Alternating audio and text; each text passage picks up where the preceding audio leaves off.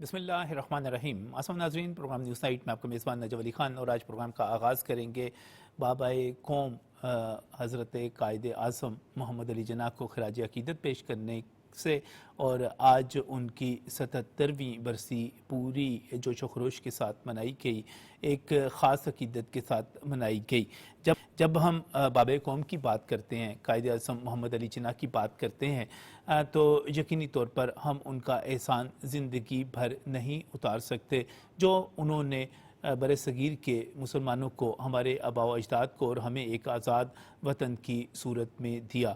مجھے آج بابائے قوم کو خراج عقیدت پیش کرتے ہوئے یہ تسلیم کرنے میں کوئی عار نہیں کہ انہوں نے جو دو قومی نظریہ ہمیں دیا تھا، اور وہ دو قومی نظریہ جس کو سر سید احمد خان سے لے کر علامہ محمد اقبال جو کہ شاعر مشرق تھے، حکیم الامت تھے، وہ اس کی فکری آبیاری کرتے رہے، لیکن عملی طور پر قائد اعظم محمد علی جناح نے اس دو قومی نظریے کے نتیجے میں برصغیر کے مسلمانوں کو ایک ایسی ریاست دی جسے ہم کہہ سکتے ہیں کہ مدینہ کی ریاست کے قیام کے بعد کلمہ طیبہ کی بنیاد پر، اور پاکستان کا مطلب کیا، لا الہ الا اللہ کی بنیاد پر بننے والی یہ دوسری اسلامی نظریاتی ریاست تھی۔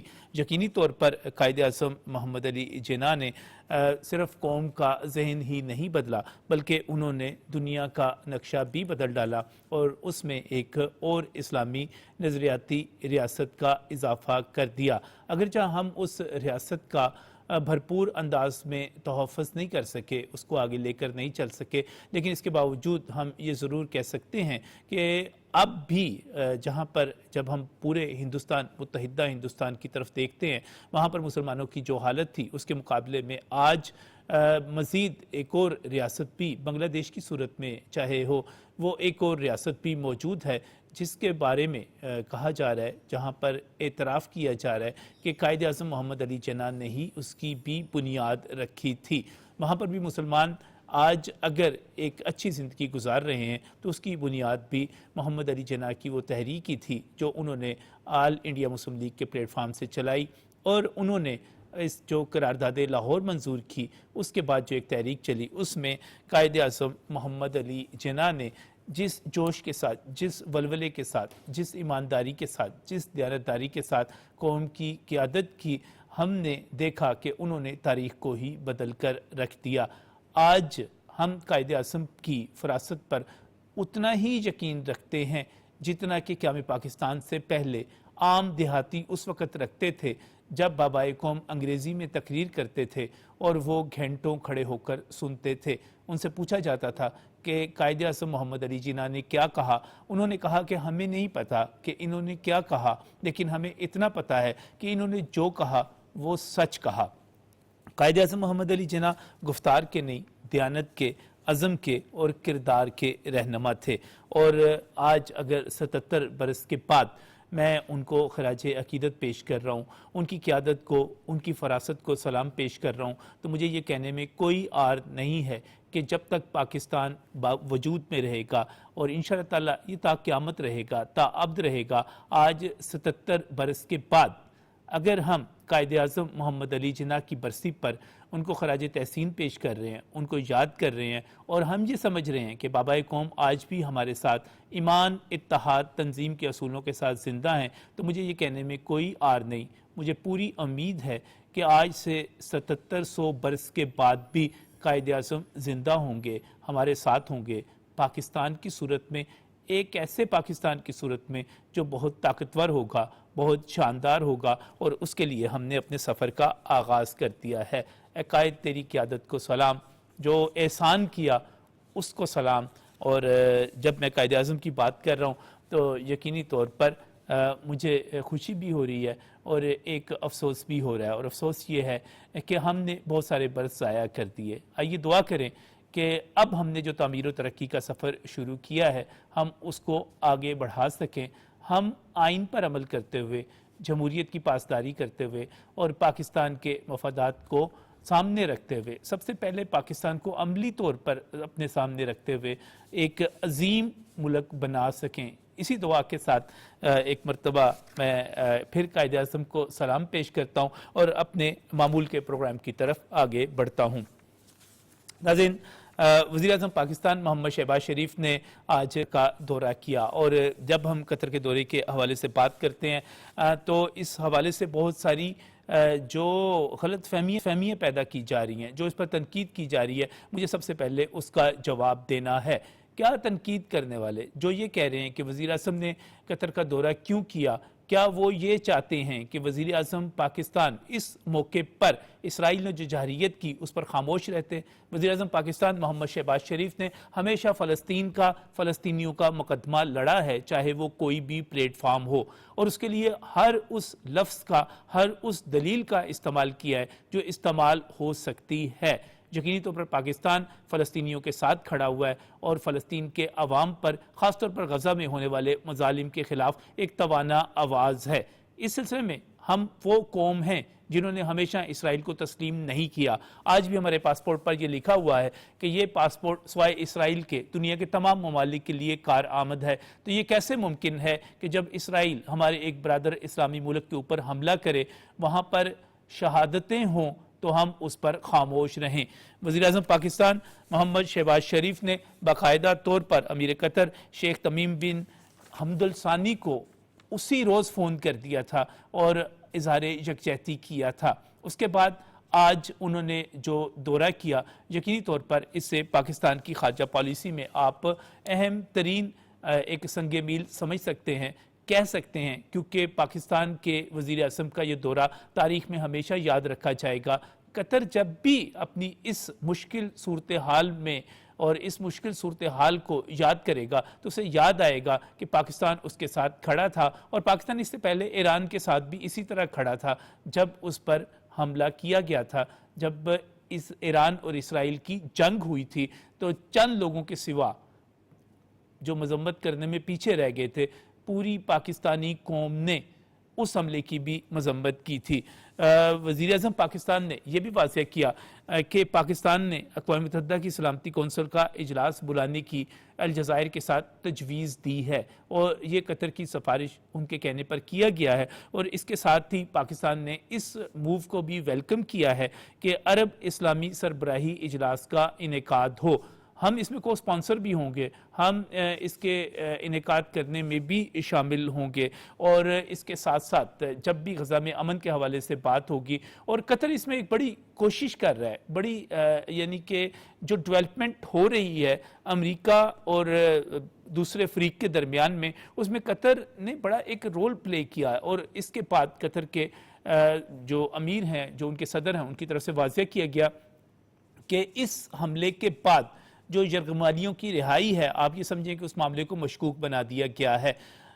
पाकिस्तान हमेशा से इसराइल के क़याम के ख़िलाफ़ है, और कायदे आज़म मोहम्मद अली जिन्ना की बरसी के मौके पर मैं ये कह रहा हूँ कि कायदे आज़म के फरमान के मुताबिक वो इसराइल को तस्लीम नहीं करता, वो उसकी तरफ से होने वाले हर जुल्म, हर जारियत के ख़िलाफ़ है। और इसी पर हम आज के प्रोग्राम में जो पहला हिस्सा है मैं उसमें बात करने जा रहा हूँ। और जब हम ख़ारजा पॉलिसी की बात करते हैं, उसमें एक बड़ी चेंज आई है, एक बड़ी बहादुरी और जुर्रत का मुजाहरा किया जा रहा है। उसके साथ साथ एक कमाल किस्म का तवाज़ुन भी रखा जा रहा है मुख्तलिफ ममालिक के दरमियान ताल्लुकात में। मैं इस पर बात करने के लिए बहुत ही मशकूर हूँ। जी आर बलोच जो कि साबिक सफ़ीर है, वो हमें ज्वाइन कर रहे हैं। जी आर बलोच साहब, बहुत बहुत शुक्रिया वक्त देने के लिए। इसके साथ ही सीनियर तजिया कार हैं डॉक्टर हामिदुल मशरकी साहब, मैं उनका भी मशकूर हूँ, वो भी हमें प्रोग्राम में ज्वाइन कर रहे हैं। मैं जी आर बलोच साहब की तरफ जाऊँगा। जी आर बलोच साहब, इसराइल का हमला हुआ, और जो हमला हुआ उसको आप किस तरह देखते हैं? सऊदी अरब की तरफ से बड़ा सख्त रद्द अमल आया, ये भी समझा जा रहा था कि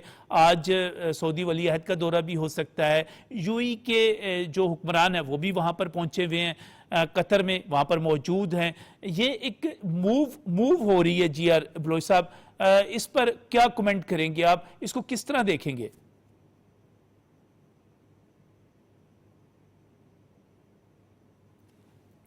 कुछ राब्ते में जो है मुश्किल हो रही है। मैं एक मरतबा फिर जो है बात करना चाहूँगा अमीर कतर के हवाले से, उनसे मुलाकात के हवाले से, लेकिन इसके साथ ही एक बड़ी मूवमेंट हुई है, एक بڑی پیش رفت ہوئی ہے. میں آپ کو لے جانا چاہ رہا ہوں. اس وقت ڈھاکہ بھی لے کر جانا ہے اور ڈھاکہ میں ایک بہت بڑی موومنٹ ہوئی ڈھاکہ یونیورسٹی میں, وہاں پر انتخابات ہوئے اور انتخابات میں جو نتائج آئے میں اس پر بھی لے جانا چاہ رہا ہوں. لیکن جی آر بلوچ صاحب نے غالباً ہمیں دوبارہ جوائن کر لیا ہے, میں ان کی طرف جاؤں گا. بلوچ صاحب, یہ جو وزیر اعظم کا دورہ ہوا اور اس میں جو اظہار یکجہتی کیا گیا اور جس طرح اسرائیل کے خلاف, یہ ایک بڑی موو ہے پاکستان کی خارجہ پالیسی میں, ایک بڑی تبدیلی آئی, بڑی جرت کے ساتھ, بڑی بہادری کے ساتھ جو ہے اسرائیل جو بھی ظلم کر رہا ہے, وہ غزہ میں کر رہا ہے, وہ ایران پر حملہ کر رہا ہے, وہ کسی بھی جگہ پر کر رہا ہے, پاکستان ڈٹ کر اس کی مخالفت کر رہا ہے. آپ کس طرح دیکھتے ہیں اس کو؟ بسم اللہ الرحمن الرحیم. دیکھیے جی, پاکستان ہمیشہ فلسطین, عرب اور مسلم کازز کے لیے فور فرنٹ پہ ہوتا ہے, ان ڈپلومیٹک فرنٹ کے اوپر. اور یہ کوئی آج کل کی بات نہیں ہے, لیکن اٹ از اینکرڈ, بلکہ یہ جڑا ہوا ہے اس مسلمہ اصول کے ساتھ جو ہمیں اپنے فاؤنڈر نے, جس کا آج بھی آپ نے برسی کا ذکر بھی کیا, ظاہر ہے وہ ہماری اس کی یادیں بھی ہیں ان کے ساتھ. تو وہ یہ اصول دیکھے گئے تھے کہ پاکستان کی فورن پالیسی ہوگی کہ مظلوموں کے ساتھ کھڑا ہونا ہے. پاکستان کی فورن پالیسی ہوگی کہ آپ نے جو ظالم ہوگا, جو سوورن ایکوالٹی کو وائلیٹ کرے گا, جو ہیومن رائٹس کو وائلیٹ کرے گا, اور خاص طور پر انہوں فلسطین اور عرب اور اسلامک کاز کی بات کی تھی. تو میں سمجھتا ہوں یہ پاکستان نے, آج ہماری حکومت نے جس طرح شروع سے لے کے جب سے یہ انفارچونیٹلی غزہ کا قضیہ شروع ہوا ہے, پاکستان نے اپنا فرض نبھایا ہے, اپنے قائد کے دیے ہوئے اصول کو اپنایا ہے اور فور فرنٹ پہ رہے. چاہے وہ پہلا جو سیکورٹی کونسل کا ریزولوشن تھا یا اجلاس تھا جب غزہ پہ حملہ ہوا ہے اسرائیل کا, اس سے لے کے تمام اس کے بعد جتنی بھی ڈپلومیٹک مووز ہوئی ہیں, اس کے اندر آگے رہے پاکستان کا مشن رہا ہے. اور ہمارے گورنمنٹ ریپرزینٹیٹیو کی جو اسپیچ ہوتی ہے, obviously it reflects the policy of the government, لیکن وہ بڑی واضح کہ پاکستان کبھی بھی اس ظلم کو برداشت نہیں کرے گا. پاکستان اپنے مسلمان, عرب اور مظلوم فلسطینیوں کے ساتھ کھڑا ہے, اور تشدد بڑے پرتقوا طریقے, بڑے مضبوط طریقے سے ہمارا جو پرنسپل سٹینڈ ہے وہ تو بالکل واضح ہے. لیکن اس کے ساتھ ہی اب اتوار اور پیر کو جو عرب اسلامی سربراہی کانفرنس غیر معمولی طور پر بلائی جا رہی ہے اور اس میں قطر اس کی میزبانی بھی کر رہا ہے, یہ خدشہ ظاہر کیا جا رہا ہے کہ اگر قطر کے اوپر حملہ ہو سکتا ہے تو کسی بھی دوسرے ملک پر بھی ہو سکتا ہے. اسرائیل جس طرح اپنی گنڈا گردی کو, بدماشی کو خطے میں بڑھاتا چلا جا رہا ہے, تو کیا ممکنہ طور پر رد عمل ہو سکتا ہے عرب ممالک کا, سربراہان کا؟ دیکھیے, اس میں کچھ ٹولز ہوتے ہیں ڈپلومیٹک, ہم اس کو کہتے ہیں ٹیکنیکل لینگویج, لیکن کچھ چیزیں ہیں جو وہ کر سکتے ہیں, جو کرنی چاہیے امیڈیٹلی. اگر تو وہ دیکھیے, جب اس حملے کے بعد وہاں تک نہیں ٹھہرا نتنیاہو, اس نے کہا کہ اگر اس نے ایکسپیل نہ کیا قطر نے ان کو, حماس کے لیڈر کو, تو ہم دوبارہ حملہ کر سکتے ہیں, جس کے اوپر بھی ریئیکشن آیا ہے, یو ای کے پریزیڈنٹ کا آیا ہے اور مسلم ممالک کا آیا ہے. تو میں سمجھتا ہوں کہ سب سے پہلے بات تو یہ ہے کہ اب وقت آ گیا ہے کہ عرب اور مسلمانوں کو اپنی سیکیورٹی اپنے ہاتھ میں لینی چاہیے. ایک ایسا سیکیورٹی آرکیٹیکچر کی بات کرنی چاہیے جو کہ آپ کے اپنے اوپر بیس کرتا ہو, جس کے اوپر آپ اپنے ایسپریشن جو آپ کے لوگوں کی ہے وہ اس میں ریفلیکٹ ہو, آپ کی سیکیورٹی 100% گارنٹیڈ ہو. امپورٹڈ جو سیکیورٹی امبریلا ہوتا ہے اس کا یہی حال ہوتا ہے انفارچونیٹلی, جو ہم نے آج دیکھا. جو دوسروں پہ ڈیپینڈنٹ ہوں گے تو یہ مسائل ہوں گے. تو میں سمجھتا ہوں کہ عرب اور مسلمان اکٹھے ہو کے, خاص طور پر میں جیسی کی جو چھوٹی کنٹریز ہے سائز کے حوالے سے یا پاپولیشن کے حوالے سے, تو وہ ان کو لا محالہ مسلمان OIC ممبرز کے ساتھ مل کے کرنا پڑے گا, اور اس میں بہت سارے پوٹینشل ملک ہیں. یہ نہیں اللہ اکبر, اللہ اکبر, اللہ اکبر, اللہ اکبر, اشہد ان لا الہ الا اللہ.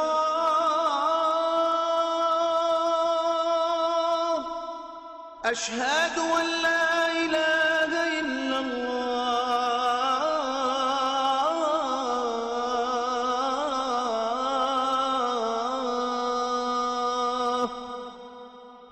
أشهد أن محمدا رسول الله أشهد أن محمدا رسول الله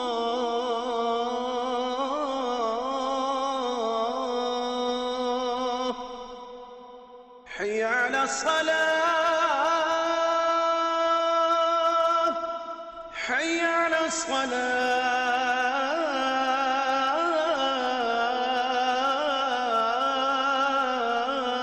الصلاة حي على الفلاح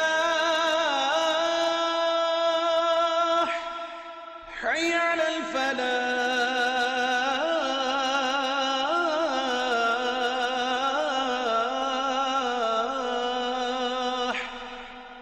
الصلاة خير من النوم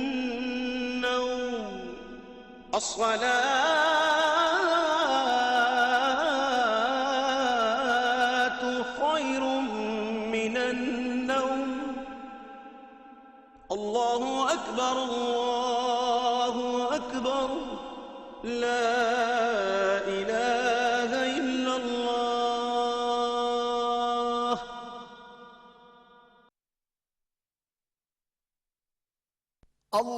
اللهم صل على محمد وعلى آل محمد كما صليت على إبراهيم وعلى آل إبراهيم إنك حميد مجيد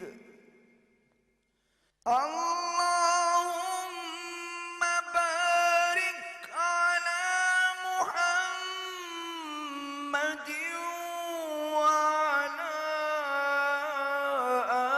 آل محمد كما باركت على إبراهيم وعلى آل إبراهيم إنك حميد مجيد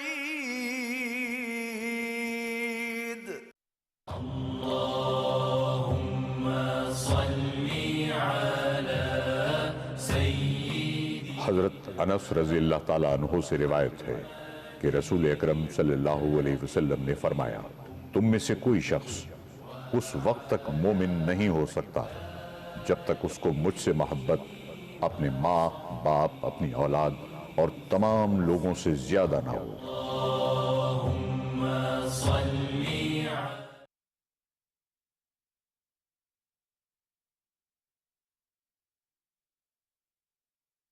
پاکستان، ٹرکی، ایران، انڈونیشیا، یہ تمام چیزیں یہ لوگ آئے ہوں. اس کے ساتھ ہی جو اب نیا ورلڈ آرڈر نکلنے لگا ہے جس میں ایس سی او کے ممبرز ہیں، جس میں چائنا سر فہرست ہے، رشیا سر فہرست ہے، برازیل ہے ادھر سے، ان تمام کو ہمیں ایز دی اسٹرینتھ بنانی پڑے گی. لیکن آج وقت آ گیا ہے کہ اگر ہم نے اپنی انڈیپینڈنس کو، اپنی سوورینٹی کو رکھنا ہے قائم، اپنے وسائل کا خود مالک ہونا ہے، تو عربوں کے لیے میں سمجھتا ہوں کہ یہ وارننگ شاٹ ہے اسرائیل کا، کہ اس کے نظر میں کسی بھی عرب کی سوورینٹی، کوئی کسی قسم کے حدود اس کے پاس نہیں ہے جب تک کہ وہ ایسے جنگجو جو ہیں وہ حکومت میں ہیں اور ان کے پیچھے وہ زائنسٹ قوتیں جو ہیں دنیا کی وہ ساتھ اس کے ملی ہوئی ہیں. تو آپ اندازہ کیجئے بات کرتے ہوئے ہم بات کر رہے ہیں اس وقت عرب دنیا کے حوالے سے. ابھی ہمیں حامد البشر صاحب بھی جوائن کر رہے ہیں, میں ان کو بھی پروگرام میں خوش آمدید کہہ رہا ہوں, لیکن میں آپ کو اس وقت ایک اور بڑی زبردست بڑی دلچسپ خبر ہے ہمارے پاس, وہ بھی سنانا چاہ رہا ہوں کہ بنگلہ دیش سے یہ خبر آئی ہے. ڈھاکہ یونیورسٹی میں انتخابات ہوئے اسٹوڈنٹ یونین کے, اور وہاں پر ناظرین میں جی آر بلوچ صاحب کے ساتھ ساتھ آپ کو بھی اپڈیٹ کرتا ہوں کہ ڈھاکہ یونیورسٹی سے اتنی زبردست خبر آئی ہے, اتنا دل کو خوش کرنے والی یہ خبر ہے کہ وہاں پر اسٹوڈنٹ یونینز کے جو انتخابات ہوئے ہیں تو بھارت کا وہاں پر جو ایک پروپیگنڈا تھا کہ بھارت کے پروپیگنڈے کے مطابق, ان کے دعووں کے مطابق کہ بنگلہ دیش کے عوام جو ہیں یا ان کے جو اسٹوڈنٹس ہیں یا ان کی جو یوتھ ہے وہ بھارت کی طرف کوئی رجحان رکھتی ہے, کیونکہ یہ طویل عرصے سے ان کے نصاب کا حصہ تھا, ان کی ذہن سازی کی جا رہی تھی. تو وہاں سے جو خبریں آئیں ڈھاکہ یونیورسٹی سے وہ یہ ہے کہ وہاں پر جو منفی ایجنڈا تھا, جو اس سے پہلے حسینہ واجد کا, وہ سارے کا سارا زمین بوس ہو کر رہ گیا ہے, اور بنگلہ دیش کے تعلیمی اداروں میں پاکستان اور بنگلہ دیش کے حوالے سے ایک بڑی ہی مثبت قسم کی ایک تبدیلی آ رہی ہے. وہاں پر ایک تنظیم ہے, اسٹوڈنٹ یونین ہے, اسلامی چھاتر و شبر.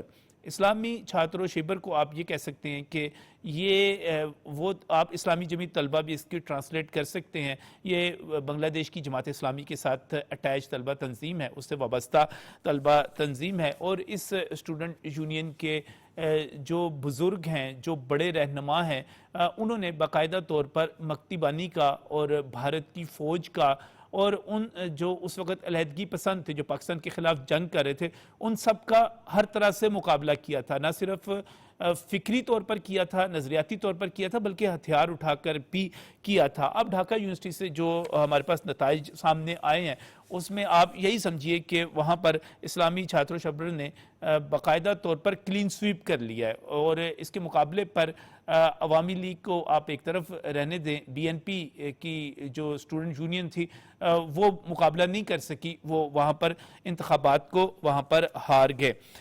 یہ ایک مشکل دور تھا خاص طور پر جماعت اسلامی بنگلہ دیش کے لیے یا اسلامی چھاتر و شبر کے لیے, جب حسینہ واجد وہاں پر حکمران تھیں. اور ایک طویل فہرست میرے پاس موجود ہے, اس میں ایک سے زیادہ کئی نام موجود ہیں جن کو باقاعدہ طور پر پھانسیاں دی گئی تھیں, اور ان میں کوئی 3 کے قریب ایسے لیڈر تھے جماعت اسلامی کے جو باقاعدہ اسلامی چھاتر و شبر کے عہدیدار تھے, ان کے سربراہ تھے. آپ عبد القادر ملا کی بات کر لیں, کمر الاسلام کی بات کر لیں, علی حسن کی بات کر لیں, مولانا مطیع الرحمان کی بات کر لیں, میر قاسم کی بات کر لیں. یہ وہ تمام نام ہیں جن کو باقاعدہ طور پر پاکستان کا ساتھ دینے پر 1971 میں ساری اس کی 1970 اور 71 کی بات کر رہا ہوں, اس وقت جو ساری جدوجہد ہوئی اس میں پاکستان کا ساتھ دینے پر حسینہ واجد کی ظالم حکومت نے باقاعدہ طور پر پھانسیاں دی تھیں. آج اگر ڈھاکہ یونیورسٹی میں یہ تنظیم جیتتی ہے تو اس کا ایک بہت ہی بڑا امپیکٹ ہے, اس کا ایک بہت ہی بڑا پیغام ہے کہ وہاں کی یوتھ ان کے ساتھ کھڑی ہوئی ہے جو پاکستان کے ساتھ ہیں, جو پاکستان سے محبت کرتے ہیں. میں اس سلسلے میں جانا چاہ رہا ہوں, عاشق الرحمان ہیں جو ہمارے ساتھ اس وقت موجود ہیں, آپ تجزیہ کار ہیں, اور عاشق الرحمان سے اس سے پہلے میری بات تو ہو رہی تھی, وہ بنگلہ جانتے ہیں یا انگریزی جانتے ہیں, تو ان کی طرف ان سے کافی ڈسکشن جو ہو رہی تھی اس جیت کے حوالے سے, تو وہ بہت زیادہ پر امید تھے, وہ بہت زیادہ اس حوالے سے ہمیں ایک بہت ہی خوبصورت پیغام دے رہے. تو میں نے ان سے درخواست کی کہ میں تھوڑا سا آپ سے 1-2 چیزیں پوچھوں گا. تو عاشق الرحمان جو ہیں چونکہ وہ یا بنگلہ بول سکتے ہیں یا انگریزی بول لیں گے, تو میں نے ان سے کہا کہ عاشق صاحب میں آپ سے رابطہ کروں گا, اس وقت ہمارے ساتھ موجود ہے. عاشق بھائی السلام علیکم, how are you listening me? Yeah, please. What are the details and significance of the victory of this student union in the Dhaka University? It is pro-Pakistan. What are the details? So, well, it's a very significant event for Dhaka University and the students of Dhaka University. After the fall of the previous regime, it was the public demand from the students that the Dhaka University Central Students Union, which is DHAKSU, election will be held. And after many processes and many protests, finally DHAKSU election held yesterday.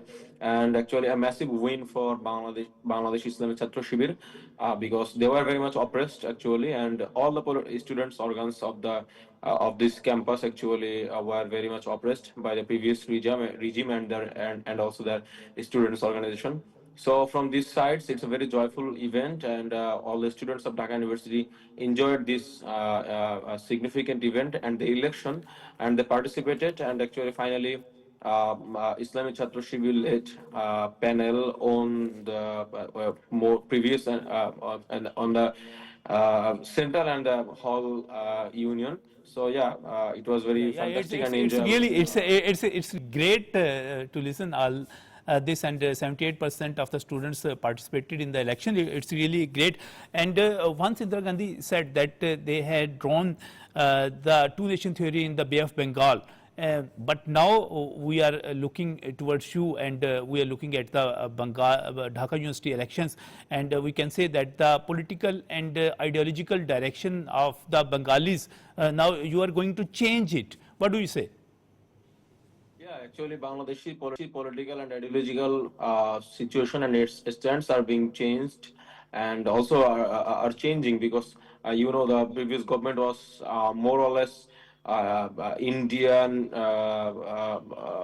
authorized, or Indian hegemony based. So that is why, and the people of Bangladesh actually don't want to maintain any hegemony or any oppression from the outsider country. So from these previous 15 years, actually there were a government led by Indian hegemony.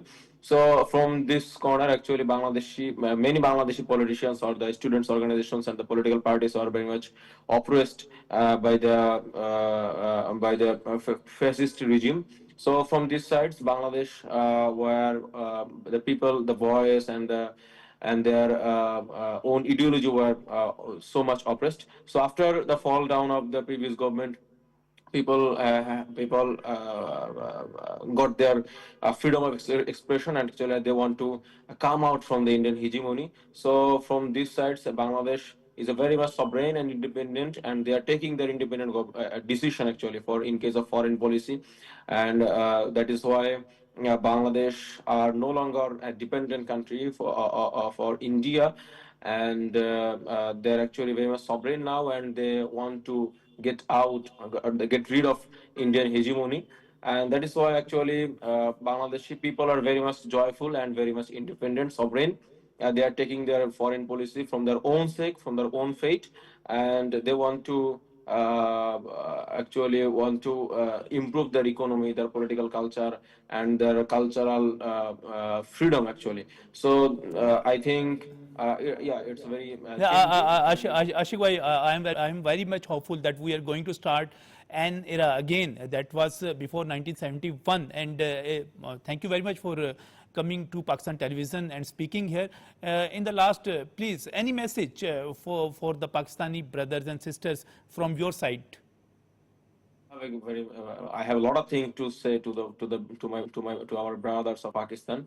Actually, we had a long-term relationships, and under the previous government, we were scattered and from this relationship actually, and we noticed in the previous time that we have a strong connection from our hearts to our Pakistani people, and our Pakistani brothers and sisters. They also support our activities and our nationality. Actually, we see in the cricket playing, or in the games, in the cricket matches, or any other events, the Pakistani brothers or youths supports us, and we also support them, because we previously was attached, and after 1971 we divided into two countries, two independent countries. So from these sides, we want a good relationship, we want a good combination, and we want to share our values, our ideas to our Pakistani brothers and sisters. Yeah, and we always welcome to our brothers and sisters to Bangladesh, and to build up a good relationship. Yeah. Thank you, Ashik Rahman, for giving your time to Pakistan Television, and I am very much hopeful that we are again going to bond, the bond of love. Again میں دوبارہ جانا چاہوں گا جی are Baloch صاحب اور doctor Hamid المشرقی کی طرف. جی are Baloch صاحب, ابھی جو یہ خبر آئی کہ بڑا زبردست قسم کا نتیجہ آیا, میں تمام پاکستانیوں کو اس پر مبارکباد پیش کرتا ہوں, جماعت اسلامی پاکستان کے رہنماؤں کو بھی مبارکباد پیش کرتا ہوں کہ یہ ایک بڑی زبردست پیش رفت ہے ڈھاکہ سے. جی آر بلوچ صاحب کہ وہاں پر ڈھاکہ یونیورسٹی میں وہ طلبہ تنظیم جیت گئی جس نے پاکستان کا مقدمہ لڑا, بلکہ پاکستان کے لیے باقاعدہ طور پر جی جان سے لڑے. تو یہ بڑی بڑی تبدیلی آتی چلی جا رہی ہے. ڈیفینیٹلی دیکھیے جو یوتھ ایک طاقت کے طور پہ آپ کو ہر جگہ نظر آتا ہے. کم از کم ساؤتھ ایشیا کے حوالے سے بنگلہ دیش میں ایک کامیاب movement anti democratic anti patriotic میں کہوں گا جو حسینہ واجد کی جو گورنمنٹ تھی اس کے خلاف کیا, اور اس نے کامیابی سے نہ صرف یہ کہ وہ ان کو ڈسمینٹل کیا, لیکن اب ہم یہ دیکھ رہے ہیں کہ وہ مین اسٹریم لیڈرشپ بھی انہوں نے اقبال کر لی. اسی موومنٹ کے کچھ لیڈر صاحبان ہیں جو کہ اب کیبنٹ میں ہیں, اور جو میں نے خبر پڑھی کہ اب وہ اپنی ایک پولیٹیکل پارٹی بھی بن رہے ہیں. تو میں سمجھتا ہوں کہ یہ ایک اچھا ٹرینڈ ہے اس لحاظ سے کہ نوجوان جو ہے جو کہ and there is a generation gap. Let's see ہر دنیا کے تمام ممالک میں ایک پرانا سوچ رکھنے والے سیاستدان ہیں جو بیٹھے ہوئے ہیں, اور کچھ جو ہے وہ نہیں چھوڑتے اسٹیٹس کو, تو اس کے لیے پھر نوجوان سامنے آتے ہیں. اور اگر یہ نوجوان اسلامی نعرہ لگا کے آیا ہے. جی آر بلوچ صاحب ہمیں جوائن کیا ہوا ہے کافی دیر سے, وہ انتظار بھی ہیں. حامد صاحب معذرت خواہوں بیچ میں دراصل بیچ میں مجھے عاشق الرحمان صاحب کو لینا پڑ گیا, وہ ہمارے ساتھ رابطے میں تھے تو اس کی وجہ سے کچھ تاخیر ہوئی. ایک پہلا سوال تو یہ ہے کہ بڑی غلطی کر لی اسرائیل نے قطر پر حملہ کر کے, کس طرح دیکھتے ہیں؟ اور اس طرح جو اس دفعہ رد عمل آ رہا ہے, خاص طور پہ سعودی ولی عہد کا جو رد عمل آیا, یا پوری اس وقت جتنے بھی مسلم ممالک ان کی طرف سے آ رہا ہے, اب کیا نظر آ رہا ہے آپ کو؟ کوئی اس میں جو ڈیولپمنٹ ہو رہی ہے یا پاکستان کی طرف جو رد عمل گیا ہے, اس کا آپ تجزیہ کس طرح کرتے ہیں؟ جی بہت شکریہ نجم ولی صاحب. بنیادی طور پر میں سمجھتا ہوں کہ نیتن یاہو نے اپنی وہی بربریت اور وہ دکھایا ہے جو گریٹر اسرائیل کے لیے وہ کرنا چاہ رہا تھا, لیکن یہ انتہائی قابل مذمت تھا قطر پہ حملہ. اور آپ نے دیکھا ہوگا کہ آج عرب دنیا, پاکستان اور بہت سارے ممالک کے سربراہان قطر کے ساتھ یکجہتی کے لیے دوحہ پہنچے. دوسری بات یہ کہ آج آپ کو پتہ ہے رات کو یعنی امریکن ڈے ٹائم میں یونائٹڈ نیشن سیکیورٹی کونسل کا اجلاس بھی بلا لیا گیا ہے, جس کے اندر اس معاملے کی سنگینی کو سمجھا جائے گا. اور میں یہ سمجھتا ہوں کہ اب وقت آ گیا ہے کہ امریکہ ہر حالت میں جو اسرائیل کی پشت پناہی ہے اس کو ختم کرے اور حقیقت کا ادراک کرے, اور نیتن یاہو اپنی سیاست بچانے کے لیے اور وہ جو صہیونیت کے ارادے ہیں ان کے, اس کو فوری طور پر ہٹنا پڑے گا. آج میں سمجھتا ہوں کہ آپ دیکھیں نجم صاحب, مسلم دنیا کو ایک واضح پیغام چلا گیا ہے کہ اگر ہم اکٹھ ہوں گے تو ہم اس صہیونیت کا, اس نیتن یاہو کی جنونیت کا مقابلہ کر سکیں گے. ورنہ وہ جس طرح غزہ کے لوگوں کو سمندر میں پھینکنے کی باتیں کر رہے ہیں,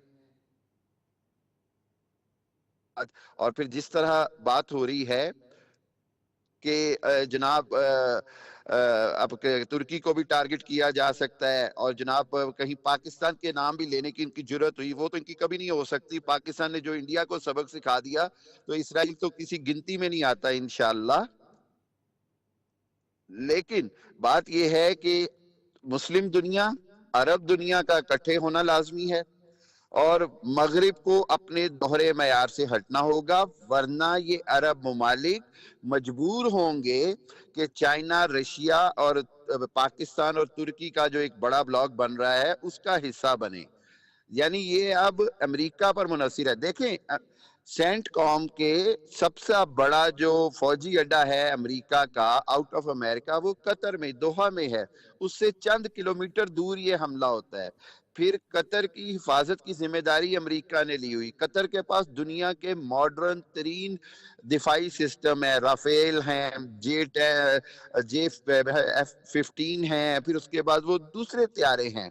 تو یہ نہیں ہے کہ ان کے پاس کیپیبلٹی نہیں ہے، لیکن چونکہ ان کے دفاع کی اس انداز میں تیاری نہیں تھی، یا ان کو بتایا نہیں گیا، یا انہوں نے اس انداز میں استعمال نہیں کیا. لیکن آئندہ کے لیے میرا خیال ہے عرب دنیا اس بات پہ اتحاد کر چکی ہے کہ اب بھرپور جواب دینا چاہیے. اچھا عام صاحب، کیونکہ اس اگر میں اب پاکستان نہیں کا کریں رد گے عمل خاص طور پہ میں وہ بھی اس پر بھی آپ کا کمنٹ چاہوں گا کہ وزیر اعظم پاکستان نے پہلے ہی دن ٹیلی فون پہ رابطہ کیا 9 کو جب یہ سارا واقعہ ہوا، پھر 11 کو وہ خود جو ہے وزیر اعظم بھی گئے، اسحاق ڈار صاحب ساتھ تھے، طارق فاطمی تھے، عطا تارڑ تھے، خواجہ آصف تھے، اور جا کر وہاں پر اظہار یکجہتی کیا. پاکستان بڑا ایک مضبوط پیغام، واضح دو ٹوک پیغام دے رہا ہے کہ وہ اینٹی اسرائیل ہے، وہ نہیں مانتا، وہ اس کے ساتھ کھڑا نہیں ہونا چاہتا، اور جہاں پر جارحیت ہوگی اسرائیل کی طرف سے، چاہے وہ ایران پہ ہو چاہے وہ قطر پہ ہو، پاکستان ڈٹ کے کھڑا ہے ان کے ساتھ جو اسرائیل کے مقابلے میں کھڑے ہوئے ہیں.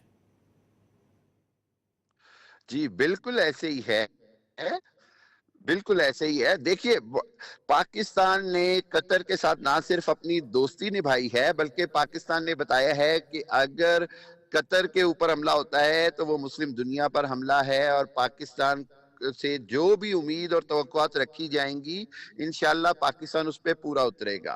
آپ کو یہ بھی شاید پتہ ہی ہوگا کہ یہ جو ابھی سلامتی کونسل کا اجلاس ہوا ہے، اس میں جن 3 ممالک نے ہنگامی اجلاس کی درخواست کی ہے، پاکستان ہر جگہ پر اسرائیل کے اقدامات کی مذمت بھی کرتا ہے. پاکستان اسرائیل کی نسل کشی اور اس کو قبول نہیں کرتا. پاکستان 2 ریاستی منصوبے کے حل تک کسی بھی حالت میں اسرائیل کے وجود کو بھی تسلیم نہیں کرے گا. اور میرا خیال یہ ہے کہ باقی مسلمان ممالک جنہوں نے سفارتی تعلقات بنائے تھے اسرائیل کے ساتھ، اب ان کو بھی ختم کرنے چاہیے. معاشی بائیکاٹ کی بات ہونی چاہیے اور سینکشنز کی بات ہونی چاہیے. اقوام متحدہ کے ذریعے پابندیوں کی بات ہونی چاہیے، جو کہ آج برطانوی پارلیمنٹ میں بھی بات کی گئی ہے.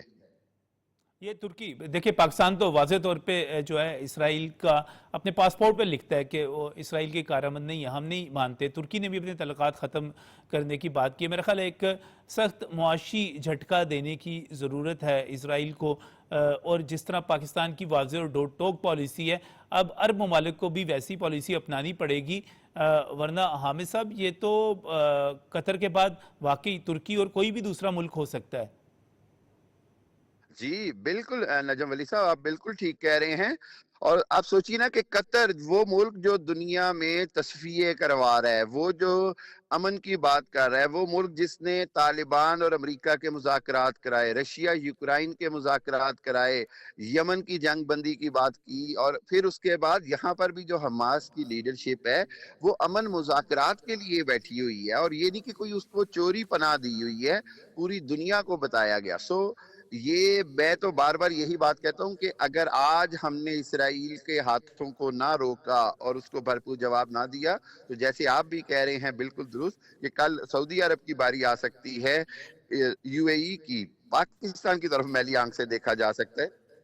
بالکل صحیح. مسلمانوں کو اسی پر آخر میں جی آر بلوچ صاحب سے بھی کمنٹ چاہوں گا کہ جی آر بلوچ صاحب، سلامتی کونسل کا اجلاس جو ہے وہ تو آج رات یعنی کہ امریکہ میں دن کے وقت ہو جائے گا، اس کے ساتھ ہی اتوار اور پیر کو جو سربراہی اجلاس ہے عرب ممالک کا وہ بھی ہو جائے گا.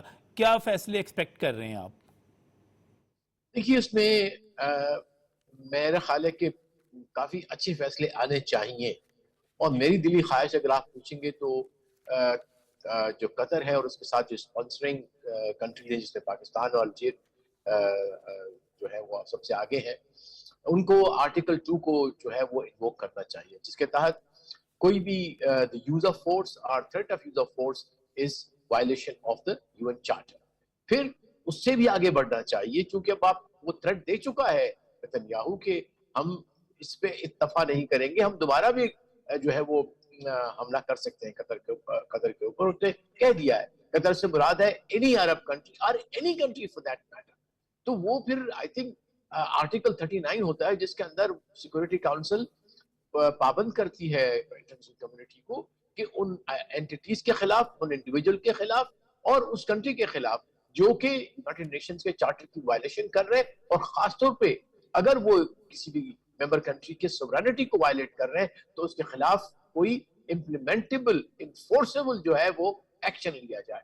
تو اب میں یہی چاہوں گا کہ as a Pakistani I would expect our leadership of the Muslim Ummah, leadership of the Arabs to at least push for that, whether they succeed or not, because we know کہ سیکورٹی کاؤنسل میں ان کا ایک بہت بڑا baker country اور چھوٹے بھی بیٹھے ہوئے.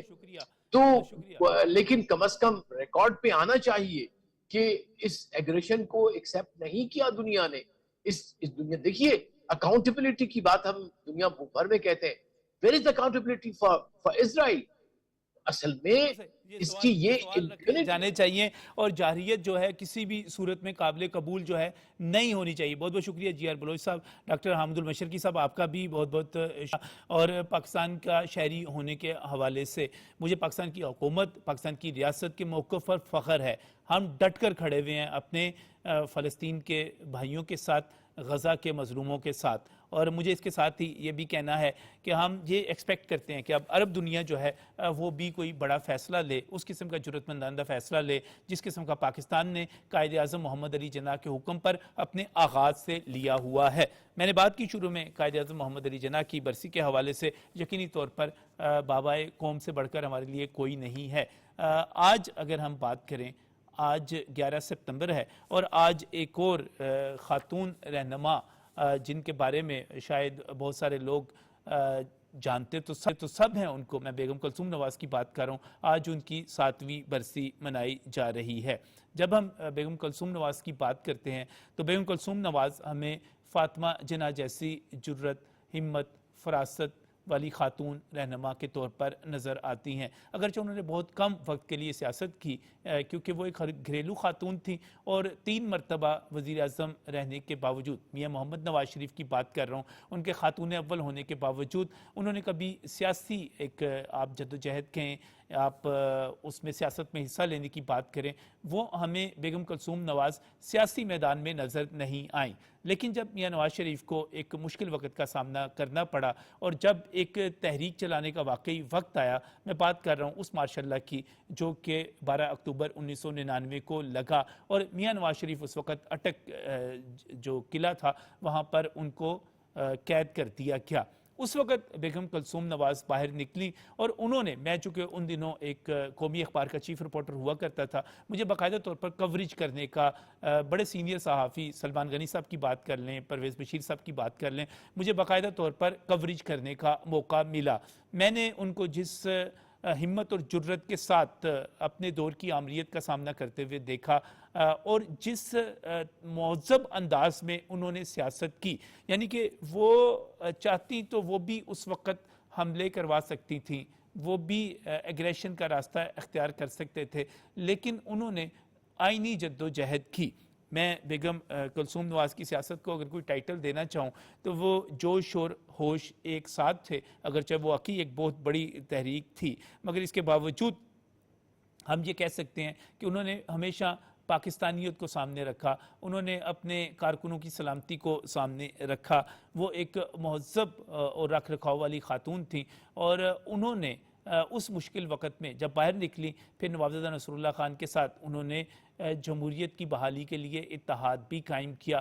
اور ان کی سیاست جو تھی اس کا مقصد کیا تھا؟ اس کا مقصد یہ تھا کہ اپنے اس شوہر کی زندگی کو بچا سکیں جس کو کوئی کیپٹل سینٹنس دینے کی اس وقت بات کر رہا تھا, اور وہ اس میں کتنی کامیاب ہوئیں.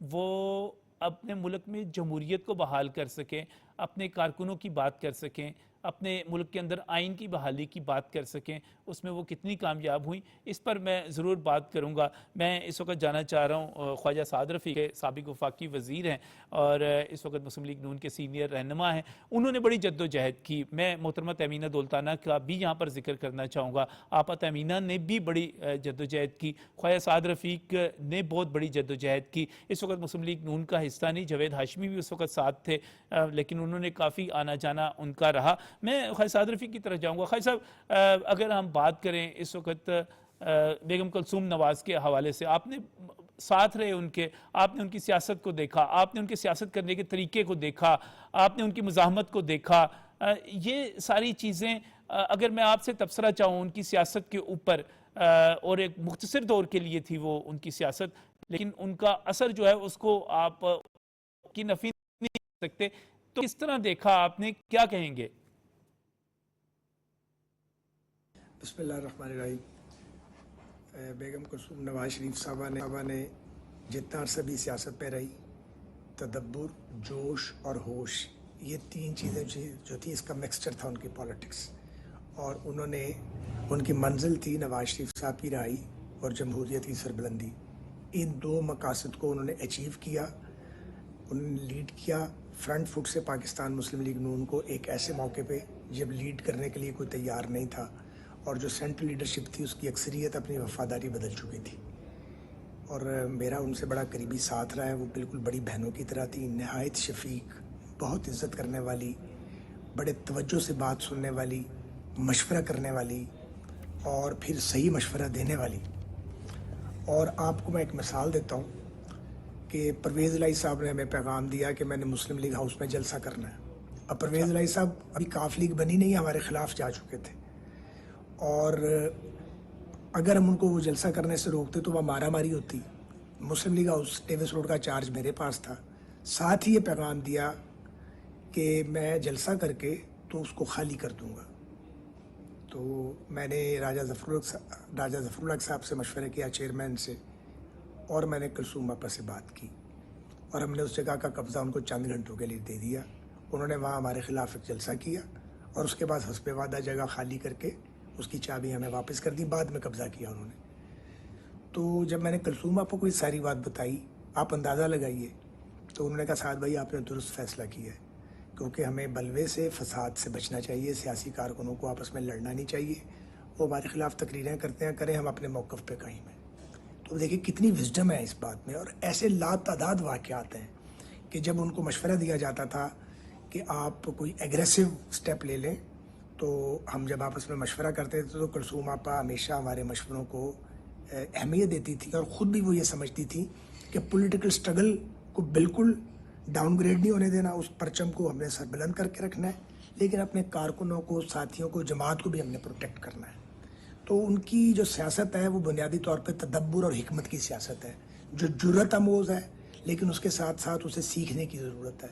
اور میں آپ کو عرض کروں کہ بیگم کلثوم نواز شریف صاحبہ کا وجود نہ صرف شریف خاندان کے لیے, نہ صرف میاں نواز شریف صاحب کے لیے, بلکہ پاکستان مسلم لیگ نون کے لیے اور ہماری جد و جہد کے لیے بھی وہ کسی غنیمت سے کم نہیں تھا. جی وہ تو بہرحال ایک بڑا مشکل وقت تھا, لیکن کیسا اثر آپ دیکھتے ہیں, سیاست پہ کیا اثر پڑا اس کا, خود میاں نواز شریف کی سیاست پہ, ذات پہ کیا اثر پڑا؟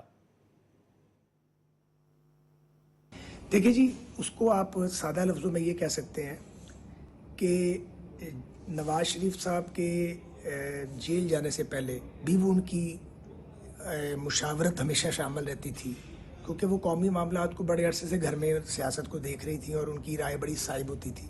لیکن جب میاں صاحب, نواز شریف صاحب اور شہباز صاحب جیل چلے گئے, پوری فیملی جو تھی اس کو پابند کر دیا گیا, تو کلثوم آپا نے بڑی حکمت کے ساتھ, تدبر کے ساتھ اور جرأت کے ساتھ اپنا رول نبھایا. وہ بنیادی طور پہ گھریلو خاتون تھیں اور بہت زیادہ فیملی اورینٹڈ خاتون تھیں, مگر جب انہیں یہ رول پلے کرنے کا موقع ملا تو وہ رول انہوں نے پوری طرح پلے کیا. اور مزے کی بات یہ ہے, ان کی اپنی کوئی خواہشات نہیں تھی, کوئی ایجنڈا نہیں تھا ان کا.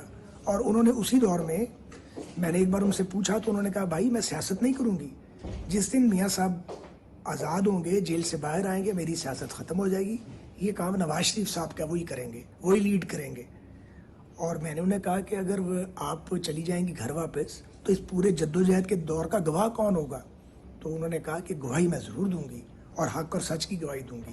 اور انہوں نے ہمیشہ حق اور سچ کی گواہی. صحیح, قائد صاحب بہت بہت شکریہ. لمبی اس پر گفتگو ہو سکتی ہے, لیکن اس کو کنکلوڈ کرتے ہوئے میں یہی کہوں گا کہ اگر ہم فاطمہ جناب بینظیر بھٹو اور اس طرح آگے کو دیکھیں تو ہمیں آگے جو نام نظر آتا ہے وہ محترمہ کلثوم نواز کا نظر آتا ہے, جنہوں نے ایک بڑی جد و جہد کی. بڑے مشکل لمحات تھے, ہم نے سب کچھ قریب سے دیکھا.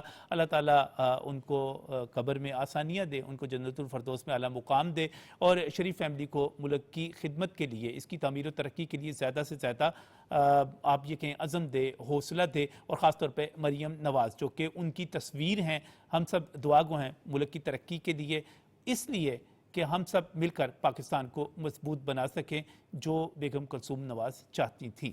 اللہ حافظ.